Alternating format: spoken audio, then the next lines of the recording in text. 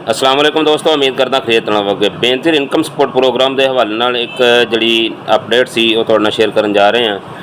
ये छोटी छोटियां गल्लां तो जिहड़े बेनज़ीर दफ्तर वाले ने वो खवातीन की पेमेंट रोक रहे ने, बंद कर रहे ने ते ओहदी की वजूहात ने वो तुहाडे नाल शेयर कर दिंदे आ।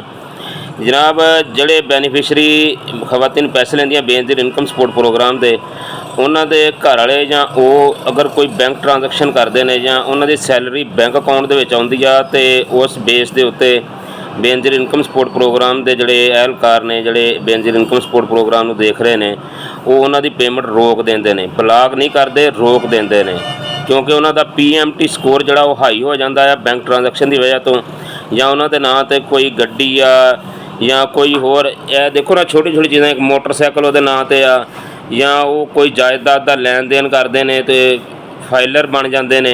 इस हवाले नाल PMT स्कोर जो होंदा लेवल अप हो जाता, 32 तो जो स्कोर उत्ते जाता है पेमेंट ऑटोमैटिकली रोक दी जाती है।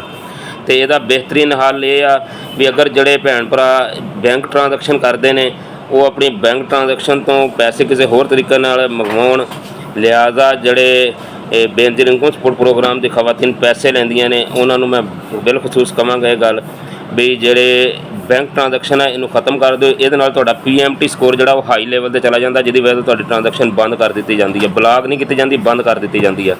उम्मीद करदा गल समझ आ गई होएगी। वीडियो अच्छी लगे तो वीडियो को लाइक करियो, ज़्यादा से ज़्यादा लोगों ने शेयर करियो ताकि होर भी जोड़े लोग ने इस चीज़ को देखते हुए अपना PMT स्कोर लो कर लैन तो उन्होंने पेमेंट बंद ना हो। ID फॉलो कर लो, जी नवी अपडेट आएगी तो तक सब तो पहला पहुँच जाएगी। अल्लाह हाफिज़।